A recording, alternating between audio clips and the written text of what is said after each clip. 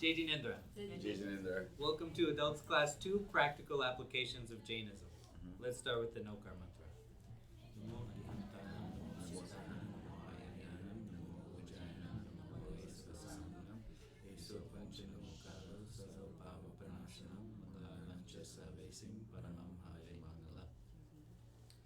Welcome to all of our returning members, and welcome to some of the new faces that I see.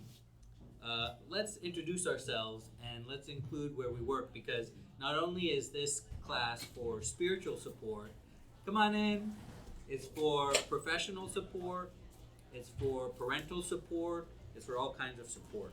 So my name is Timer Cheda, come on in, and I'm an attorney at Selman, Munson & Lerner. We're a business transactions firm, and I help with intellectual property as well. So as I mentioned, this class is about, and will always be about, how to apply Jainism to your life. One thing we haven't yet covered is how to do it sustainably, in a way that the changes stick. Has anyone here ever tried to change their diet? Yeah. Right. Yeah. It's very hard, right? And pretty soon you learn the key to do it is to go slowly, implement one thing at a time, wait till it sticks, and then do the next thing, right? And so it's no different from Jainism, it's no different from anything else you want to do in your life, how to change your life. You do it slowly. So here's what I thought we might do today. We're going to use the same techniques that people use for their diet, and we're going to adapt them to Jainism. And so because we're going to generalize these techniques, you can do it for any type of lifestyle change you might want. Whether you want to quit smoking, quit drinking, start exercising, you can do these same steps. There are 11 steps. You can do them in any order. The order doesn't matter. It's just the order that I made up. And so just pick the first thing you want to do and do it, and then pick the second thing you want to do and do that. Whatever seems easiest, do that first, because different things are easier for different people. For some people, like me, it's easier to give up sweets. Like, it's easy for me to say no to sweets. But I don't know why, but it's just easier for me than other people. For you, it may be easier to do something else first. So just start anywhere and do the best you can. So the first step to changing your diet is to write down what you eat, right? And there's a value in that. Even if you don't do anything else, even if you don't make any changes, you will actually involuntarily make changes as soon as you realize how much you're eating, because you wrote it all down every day, right? You won't believe how much you eat compared to how much you think you ate, what the difference is. The next thing is to take your list and identify any areas of improvement. So you wrote down what you ate all day, but then you have to look at the list and you analyze what you ate. And, well, where can I make changes? What's my biggest problem? Is my biggest problem sodium? Is my biggest problem fat? Is my biggest problem sugar? Like that. So you analyze what you wrote down. The second step is to set realistic goals. We've talked a lot in this class about setting SMART goals. SMART goals are specific, measurable, achievable, resourced, and time-bound. So that's just one, realistic goals. It's the R in SMART. You want to focus on changing one thing at a time. So you have your list and you analyze, my problem is sodium. Well, you can't eliminate every source of sodium on your list because you're going to fail, right? So you just pick the highest one and maybe you eliminate that. Or you pick the lowest one if you want to start easy and eliminate that. And then you congratulate yourself on a win and you wait for 2 weeks and then you pick the next lowest one and you eliminate that. So step 3 is, instead of elimination, we might talk about substitutions. It's very hard to eliminate things. So there's even a step before eliminating things, that is substituting things. So you might have 1 Coke a day. Well, you might switch that to Diet Coke or Coke Zero. So that's a substitute. You might have 1 sweet a day. You switch that to a protein bar. So you're still getting, you're still physically eating at the same time. Like if you have a sweet at 10 o'clock, you switch it to a protein bar. Everything's the same, you just made a substitute, right? So that's a great way to have the changes stick, and then you just start substituting things in your life, and pretty soon your whole diet changes. Step 4, increase your intake of fruits and vegetables.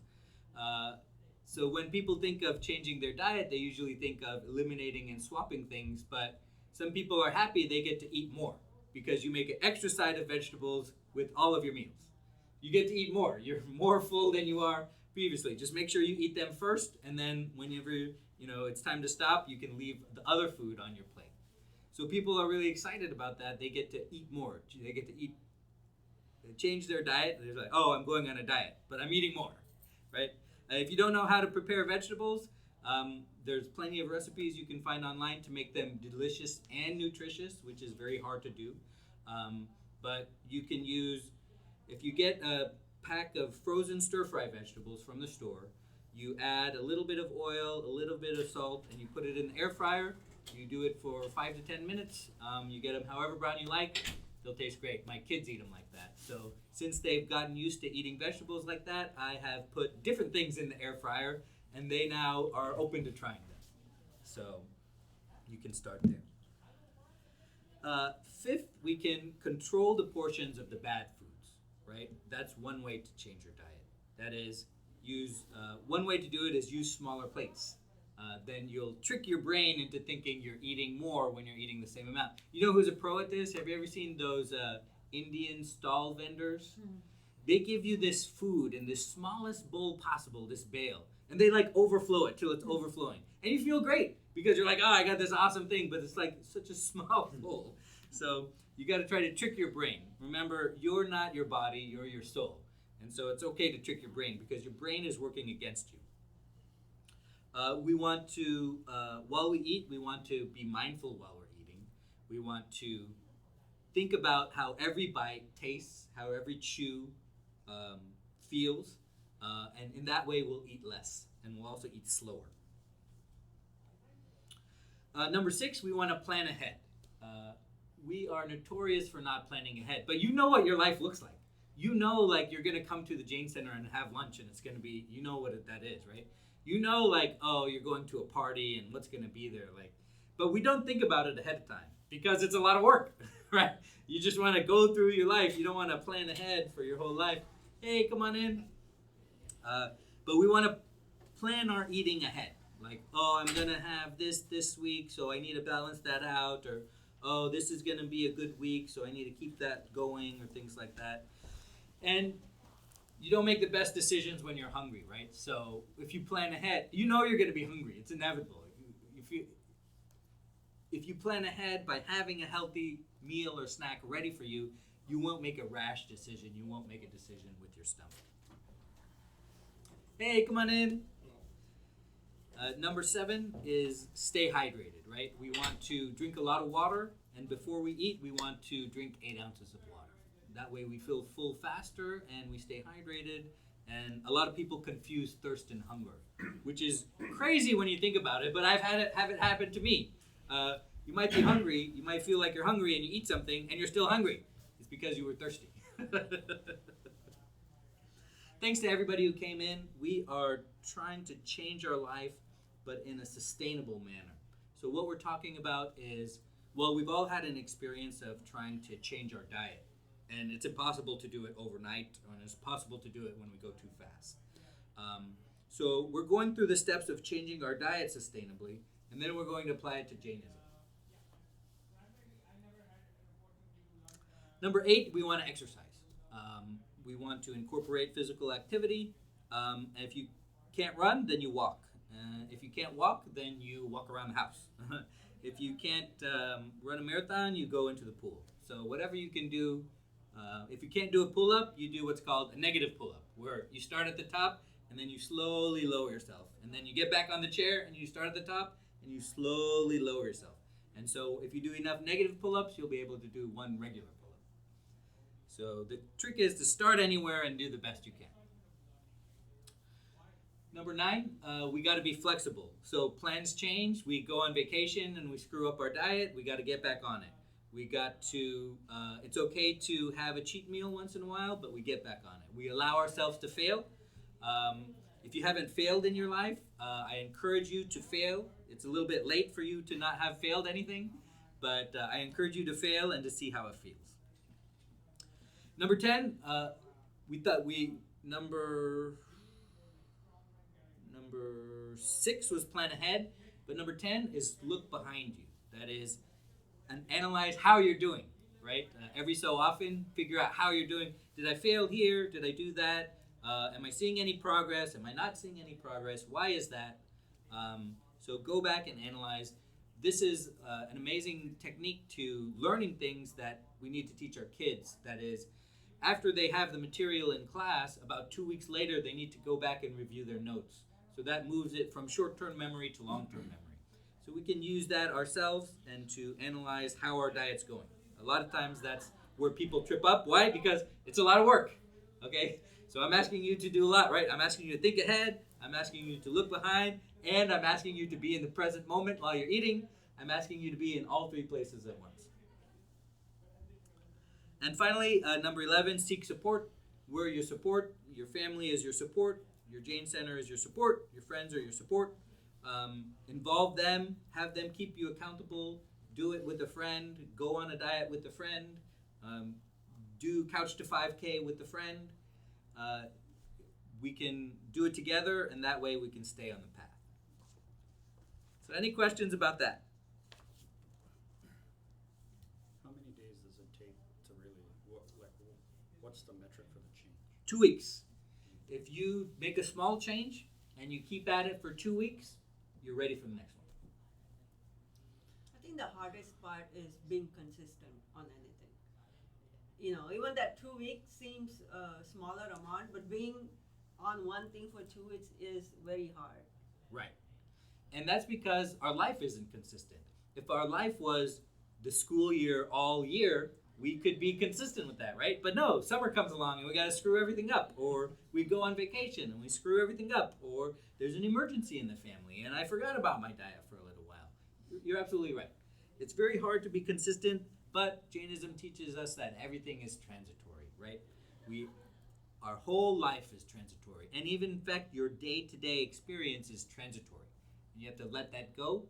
And by letting it go, we can release the expectations that it should be the same.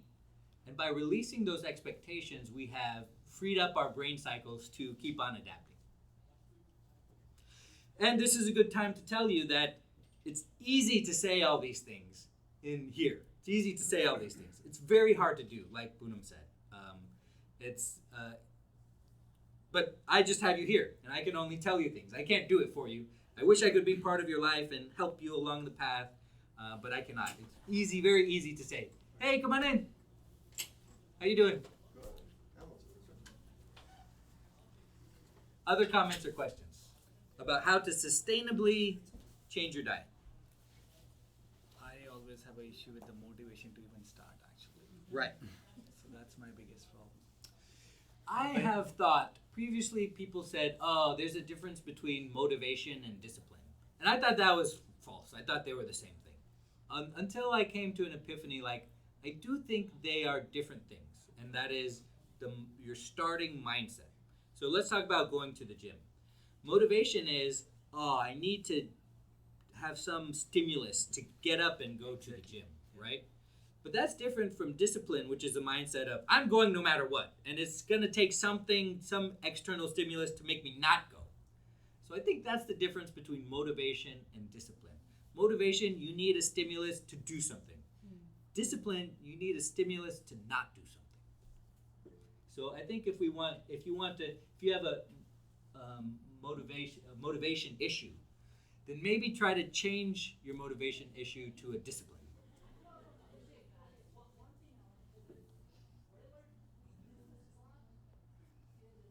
Yes. Hey, Samir. So, you talk to behavioral psychologists, and a lot of them teach our counsel patients on that 2190 rule, which is 21 days to form that habit, but 90 days to actually make it permanent.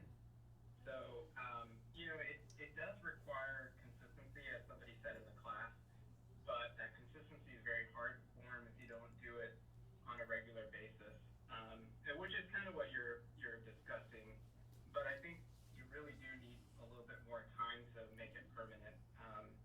But there are a lot of good behavioral psychology books about like how time needed and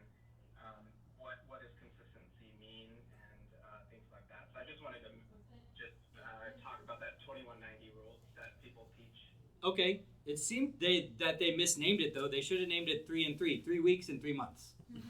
It's easier to remember than 2190. So the experts have weighed in, not 2 weeks, 3 weeks. About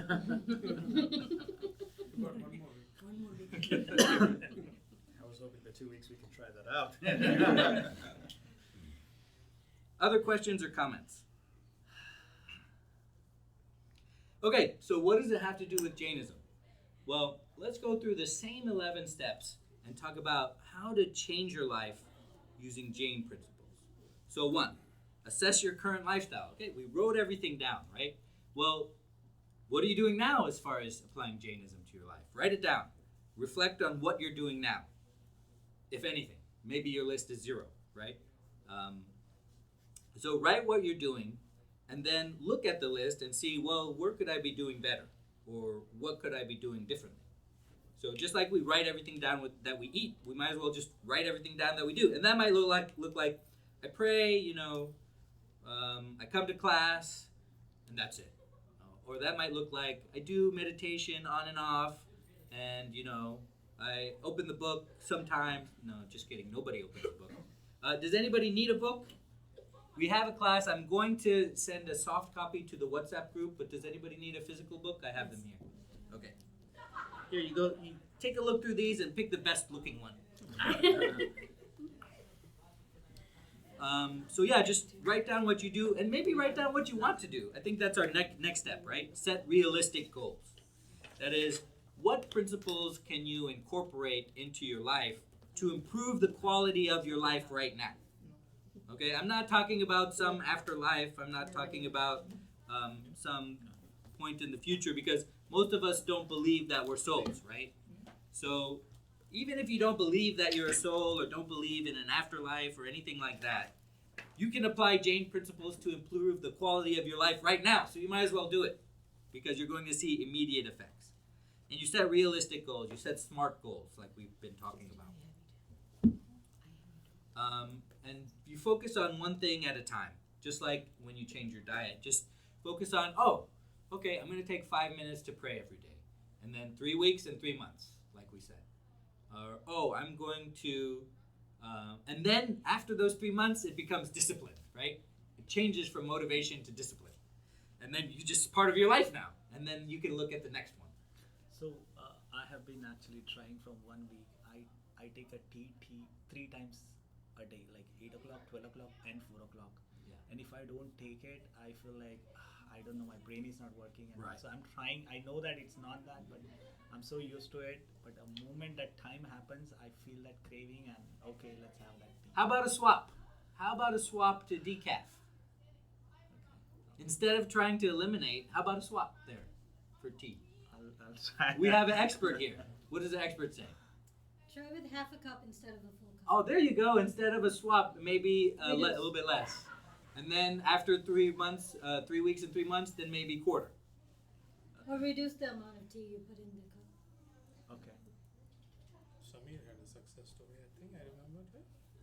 Yeah, had to get rid of coffee, Yes. but Now but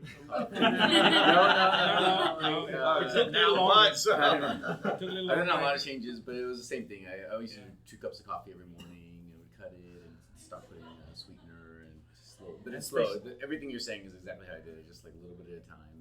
And And I don't know, but especially when, say, I've had a meeting and now suddenly got a lot of work now, I feel a little bit here up and down. So I again go and Right. hit. Yes. So I don't know how it is linked, but but I read about it. I know it that actually when I'm stressed or I have anxiety, having more sugar, it's actually increases instead of reduces. Right. When I'm in that moment, but still I don't know. I don't know. You what can that literally base- know things. You can literally say, this is bad for me, and do it. I have done that. Yeah. I have literally said, I should not be doing this right now. And I do it, right? And so, when you get more stressed, and later on in the day is when you have willpower issues, right? You have a finite amount of willpower every day. And so as you go down through the day, then it gets harder and harder to resist impulses and to use that willpower, because you just used it all up. that warm cup is very comforting. If you put a green tea in there instead at the 4 o'clock time, which is decaffeinated, but you still get the warm cup and you're still powering through the day. Yeah. Other questions or comments? I'll try that. Okay, number 3, we're going to make gradual changes, right? We're going to, great example we just talked about, we're not going to just eliminate it at first. We're going to do gradual changes. We're going to focus on swapping things.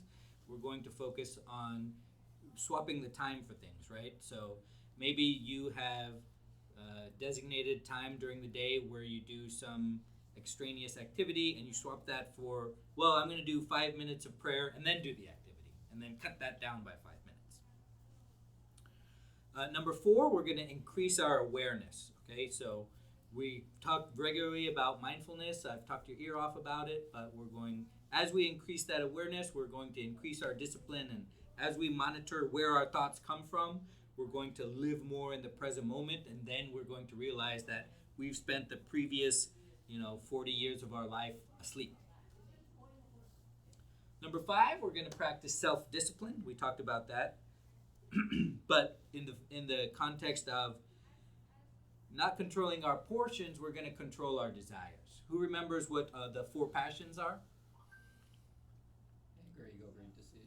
That's right, except switch deceit and greed. The order matters because that's the order that we eliminate them in, and that's the order that is easiest to hardest. So you might be wondering, anger is the easiest to get rid of? Yes, anger is the easiest to get rid of. If you work on it, you can get rid of your anger in about 6 months, but normally it'll take us about a year. So now is your yearly reminder that if you had focused on eliminating your anger when I told you this last year, it would be done by now. So now you can start again, and then I'll give you another yearly reminder next year that you could have beaten your anger at first. And I know people who have beaten their anger. I have done 80%, I would say that. Congratulations. Compared to last year. That's you great. can This check with my class is for celebrating What's our the wins too. biggest strategy? Biggest strategy is a moment I'm now feeling. First of all, I'm now, when the things are happening, I'm analyzing why it's happening. And second thing is, so far, based on my experience, anger is not helping me. So I have put that in my mind, anger is not helping me. So that's when it reduces. And another thing is, okay, right now go take a break and then come back and think about it. So this city, I just walk out, like if I feel like anything, my office and all, everybody's like, you are completely different. In this situation, you would have been like gone mad, but you are accepting like changes, so many and this and that. I said, yeah, changes are coming and I know I need to accept it. So, but I need to work differently. So that's how my aggressiveness has gone down. Has it? It has You've improved told me my that, life. but you haven't told me that it's actually improved the quality of your life. We Yes, need to it know has. if it has, because has.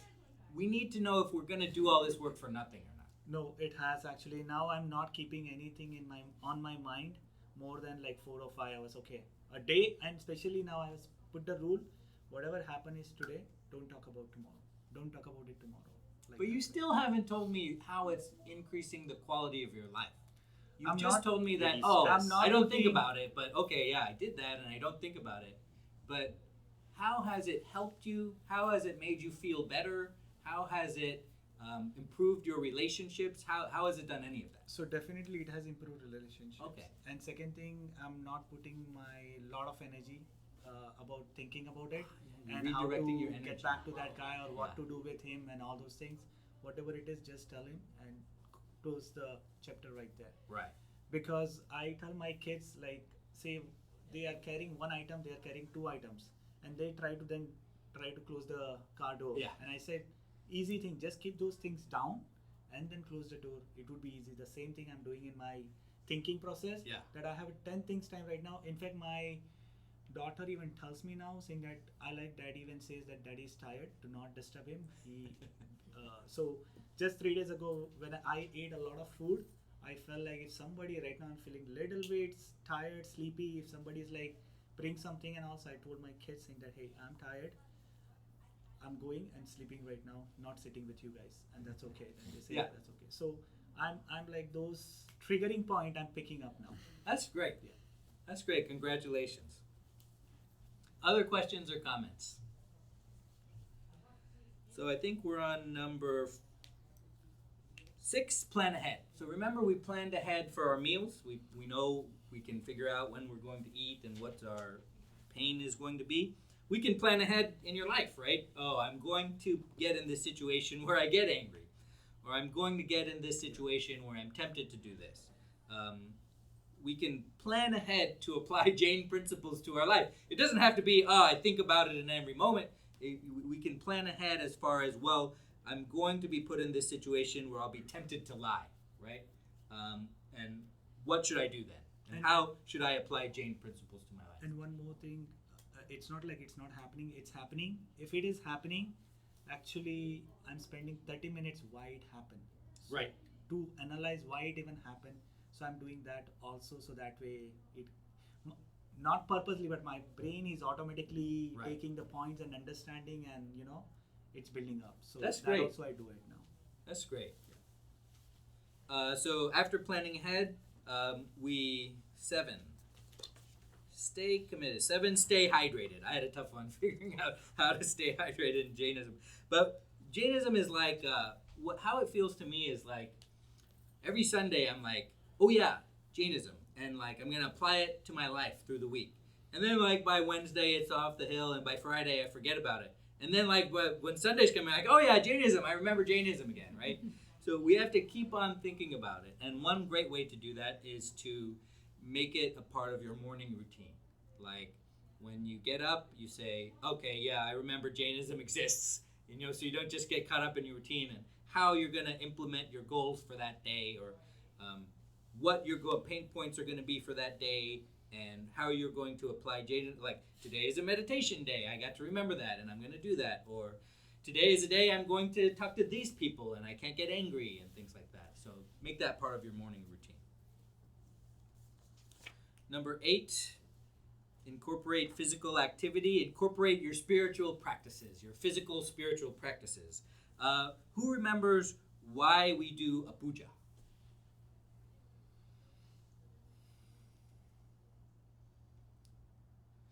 A puja is a physical prayer that keeps us, let's say the puja is 30 minutes. It keeps us thinking about Jainism for 30 minutes. It's hard to sit in a room alone and think about Jainism for 30 minutes. You can't do it.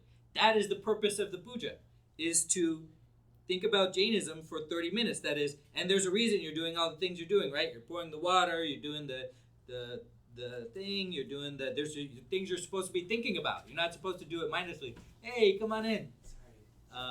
And the whole reason you're doing it, you remember why you're doing it, and you think about why you're doing it. And for those 30 minutes, you thought about Jainism. You didn't think about something else. That's the same reason we go with prayer, right? Who remembers what prayer is? Saying the words loudly, so all your senses are triggered. That's right. That's exactly right. It's the reason we do prayer is, and the reason we say it out loud is because we want all of our senses to be engaged in the prayer, right?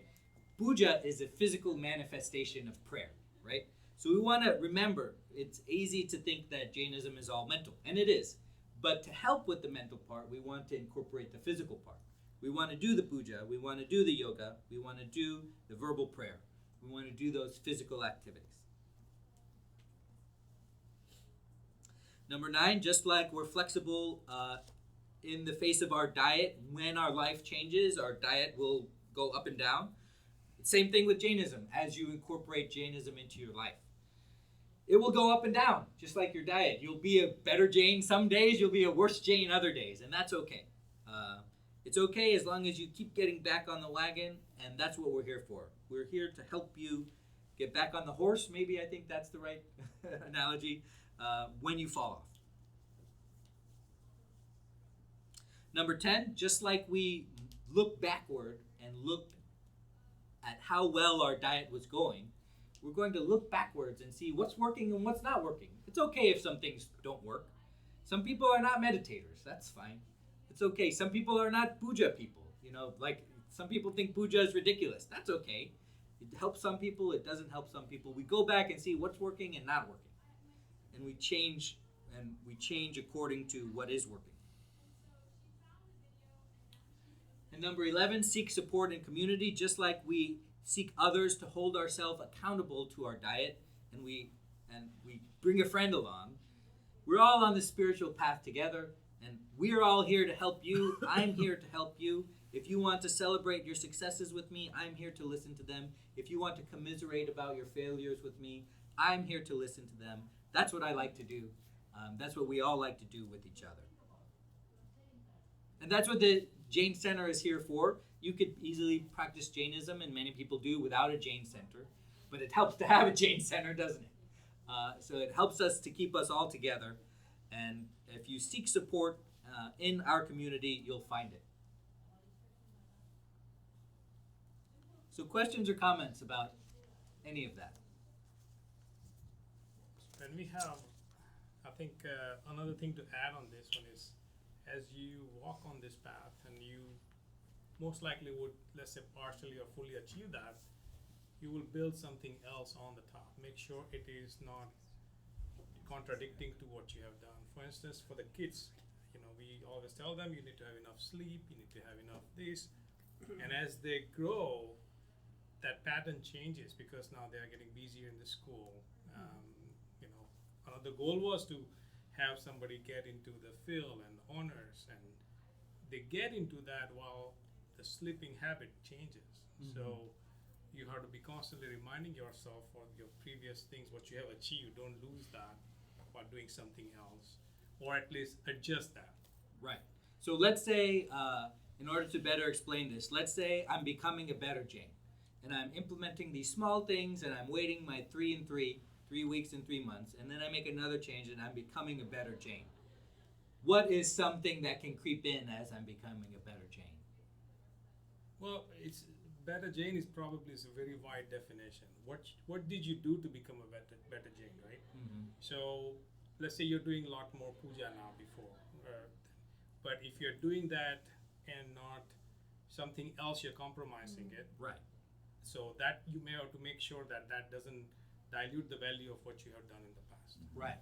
Right. Like you could lose family time because you're busy doing puja and prayers, right? Right. So you have to, because it's a time commitment, both the things, right? Right. So yes, we always have to be mindful of what we're giving up and what the opportunity cost of the things that we're doing are. Balancing everything. Right. And like I said, it's easy to talk about this. It's easy to think about Jainism when our kids are over there, we're in these 4 walls. We got to bring it out of the 4 walls. It's hard. Once that door opens, kids, mama, dada, kids come running to you. This is what I learned today, or what's for lunch, or things like that. It's easy to forget everything we talked about here. And this is just a, 1 hour that I'm, devote to Jainism in my life. But that has never been what this class is about.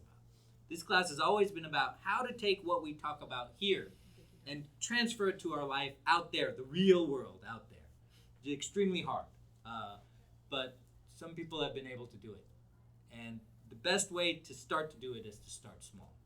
So tell me, what changes might you make in your life, small changes, to improve the quality of your life? Don't tell me what somebody could do. Tell me what you want to do. I want to do 30 minutes every day, at least 5 times a week, a little bit walking exercise or something. Oh, okay. Okay, 30 minutes walking at 5 times a week. Is it a smart goal? Is it specific, measurable, achievable, resource, time bound?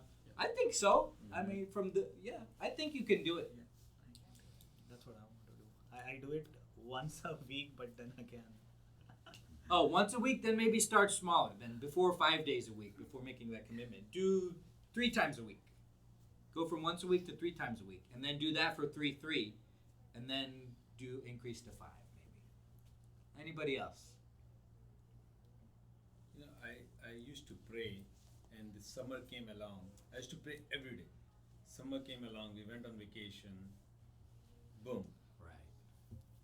And then tried it, and then this hurricane came. Boom. Right. Now I was telling Sheetal, now I'm negative. Yeah. Like, so I want to get into this, and this is a good reminder of just 10 minutes. And it's not like I was to spend 30 minutes. 10 minutes, and I had my time. I have my Mompati book, everything, and it's still there. I don't know why I'm not motivated. Right. Yeah, it's almost like it's ineffable. It was like it was there, and I was in that groove, and something happened, and I messed it up, and all the stuff is still there, and now it doesn't feel the same. Exactly. It doesn't. I don't feel like I'm connected to it. I don't feel like doing it. I don't feel like it's giving me any benefit. And now I'm starting to even to wonder if it did anything when I did do it. Right? You It's exactly almost like said exactly what I was thinking, and I don't want to say that Right. because I don't want to I believe in subconscious mind. right. I want to believe that my subconscious mind does believe that, and it motivates me. Right. Right. So I never don't talk negative to me. Right. Myself kind of scenario. Right. So I want to do it. I'll wake up. I'll do it. So now I'm back to once a week. Right. Maybe twice a week. But then it conflicts with my workout time. Now I don't even some days I don't even work out and pray. Right. Like I'm Right. in this limbo. It's like you're going backwards. Right? Yeah, Yeah. exactly. And it's so, and this is what Poonam was talking about, how the consistency is the problem. And now we feel like we're going backwards, we're regressing. And now that causes a cycle of despondency. We're like, whoa, I don't even want to do anything anymore now because I can't even do what I was doing before. I can't even get up there. And that's what we're here for. We're here to help you get back on the path. So there's a couple of things you can do to combat that in your mind. So this is a discipline issue, not a motivation issue, right? Right. Because you Right. are motivated to do it. It's just getting back into the routine and being disciplined again. I think it also is the reminder thing. Like coming to this class, I'm so excited because I know I'll be back to the routine. Right. Right? But as summer goes, I don't see you.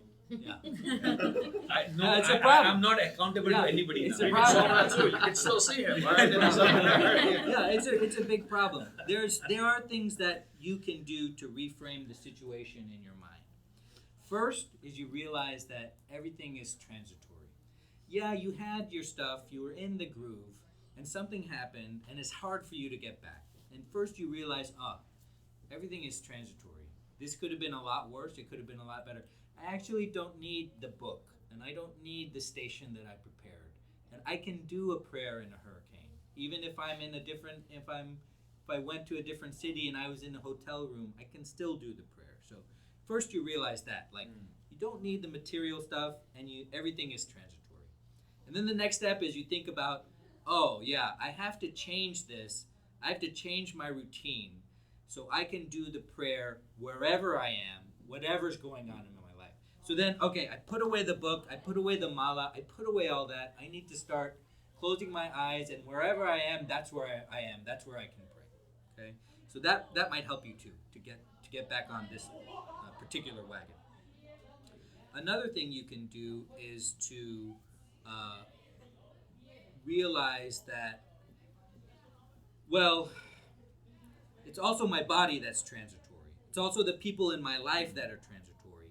And then you start to realize, you're really alone. And I could blame it on I didn't see my group. I could blame it on, I didn't see Dimmer. But I'm really alone in this. I could, go blind and I'd still have this problem. And that's when you start to realize, I'm not my body, I am this soul, and I need to do that prayer. And the only thing that's stopping me is every kind of material thing that's not my soul. So that can try to help you. Can anybody else suggest anything, any other kind of help for Kinjal? How do you create an accountability partner for that, right? Right. Right, that's kind of, whether that's an app or a tool or a WhatsApp we used to do that for our No car money. right? So, I don't know. And realize the thing that's holding you back are feelings, which are not you, right? I feel like, I used to do that and now I can't even be bothered anymore because I can't get back to there. Well, that's a feeling I have to let go of too. And I have to start again from scratch. And it's not starting again because I've always been just doing the best that I can. And this is the best that I can do. So remember, combating your feelings that's what we're here to help you Is do. this the first time you're going through it? Because it's okay to go through it and come up, No, it's every summer I go through Yeah, that. so he comes And back. When I come back, and as soon as the class starts, I come back, Right. and again, Sheetal will hold me accountable. And I see her, I'm like, oh, How can she progress without me? So again, then we both pray together. Right. But if she doesn't and I don't, and I whether I take a step or not, if I see somebody, I'll replicate or I'll copy them, right? Yeah. But that's a physical reminder. But I don't want that break, because now instead of moving ahead, so I opened the book, I read it, but then all this happened. Like I'm not even opening the book. I'm not even praying. Right. Does it now in that does it even work? Yeah. No, I'm already graduated. I was telling Chitra, I don't need to go to this class. I'm already graduated. Right. This is my third year, fourth year, X amount of years. This is that same thing I was talking about where I do something bad for me and I say, I know this is bad. I shouldn't be doing it and do it anyway. You look at the thing and you're like, I know I should look at that. I know I could do it, but I'm not doing it. It's kind of the reverse, right? Right. I know I should do that, but I'm literally telling myself to do that and I cannot do it. Like I cannot just open this book. Other thing, it's right here. I just can't. What's gonna happen if nothing's gonna happen? I'm gonna waste my time, if I read this. And so what happens is, what you should do, and what I've done is just say, isn't that interesting? I'm here. I have this book in front of me. The kids are over there. Shito's over there. I have this book in front of me. I know I should open it and just monitor your thoughts. All these excuses start coming to your mind. Right. And just, instead of trying to fight them, just say, isn't it interesting how my brain is? And that's the exercise. It's just to listen to all the excuses that your brain does. And it doesn't matter if you open the book. Just listen to all the excuses and laugh at them, okay? Just laugh at all the excuses that come into your brain.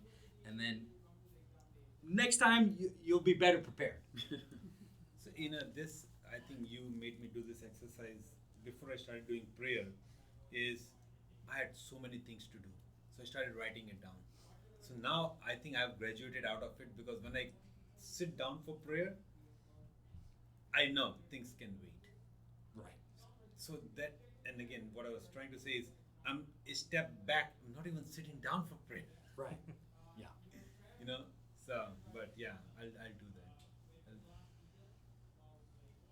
that. Other questions or comments? How are you going to make small steps to apply Jain principles to your life? I'll tell you something I recognized. Like, when I was doing the thing, it was like, oh, write down what's going wrong, right? Step number 1, write it down, right? I was like, I don't get angry at work. I don't get angry with my friends. I don't get angry with you guys. I get angry with my family, I don't even get angry with my wife that much. I get angry with my kids. That's not the dad that I want to be. I'm trying to work on my anger. Like, I could eliminate it and not get angry. And so that's that. And I might not have realized that until I thought about my life, right? Like, that's the only source of anger that I have. And if I'm this close, right, to eliminating it, right? And maybe when my kids grow up, then I'll eliminate it. But I can do it right now, right? I can get rid of my anger right now. So on that, I also notice, for me, if I have 10 things to do and the 11th thing comes, which is coming from the closed one, then I say, get anger on that. Right. Because I have 10 things on Right. my mind right now. So if we don't have too many things, then we are ready to take more things, even though we don't want it or it is not what we want, still we are able to handle it. But if I have already, my plate is full, then we really get bugged up, because then we stressed out, anxiety gets triggered, and then we just don't even know and we react it. So I noticed that too, actually. So I don't keep too many things on the same day now. Right. And so, speaking of yearly reminders, remember that all anger is directed at the self. There's no scenario that you can give me where your anger is directed outwardly. It's always directed inwardly, because the definition of anger is the mismatch between expectations and reality. So here's my yearly challenge to come up with any scenario where anger is not directed at yourself. Feel free, and we can talk about it. Or if you guys finally believe me, then we can move on to other things. But in that moment, it is hard to see yourself, right? Sure. Like your expectation. You Sure. always think what other person did was wrong. That's why they call it going blind with rage or seeing red or things like that, because you're not seeing reality. We are not seeing reality, exactly. And that thing is perfectly normal until something goes wrong or something breaks, like Right. if something is sitting where it shouldn't be sitting, it's okay till something happens and it breaks. Right. And say Right. if you're getting angry on something, set the limit. 3 times I'll get angry on these things, but after that I don't have a control. Let it go. I did my job as a Then- parent, right? Yes, Like, exactly. okay, they know the right thing to do.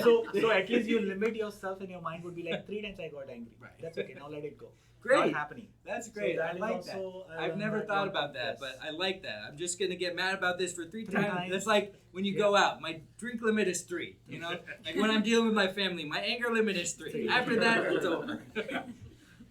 Something Exactly. that I think I have learned over the period of time is emails. Mhm. You know, there are several times, you know, I get an email where I get upset, and holding that urge to respond back. Yeah. I think that I feel I've done pretty good job in changing that habit, right? I think if I think 10 years ago, I used to like respond back and exactly try to tell what my thoughts are on that person's email, and I don't respond anymore. That's great. And also I have, so not responding is one. Still, you have to run the business, right? So you have to still communicate back, and you have to get things done. So that's not an answer that you just ignore. Right. But I've seen that if you go and talk to the person, it's a completely different conversation. You ever send a blank email? Blank. You try that. Is that right? Someone else is sweating it. What the hell am I missing? But I think then when they call you, you tell them that I forgot to cut and paste from ChatGPT. And I'm so bad at it that my manager always pings me, hey, I have sent you the email. Can you please read it? She always complains I don't read any emails, and I hate to read emails, and that's such Right. a big emails people write. I don't know Right. how the hell they get so much time to write. Right, ChatGPT. Great. Is anybody not on the group? You can add your name and number. Is everybody on the group? Okay. Can you pass around the sign-up sheet? And then we'll add you to the WhatsApp group. The people that came a little bit later, can you introduce yourselves and where you work? Because we're here to support ourselves spiritually, professionally, as a parent, things like that. Let's start with Ashish. Any last questions or comments? Thank you so much for your time today. I really appreciate that. It's not something I take for granted. I just have you an hour a week. I wish I could have you guys more, but we're going to go through this together, and I hope that we have a great year. Thank you so much. Thank you.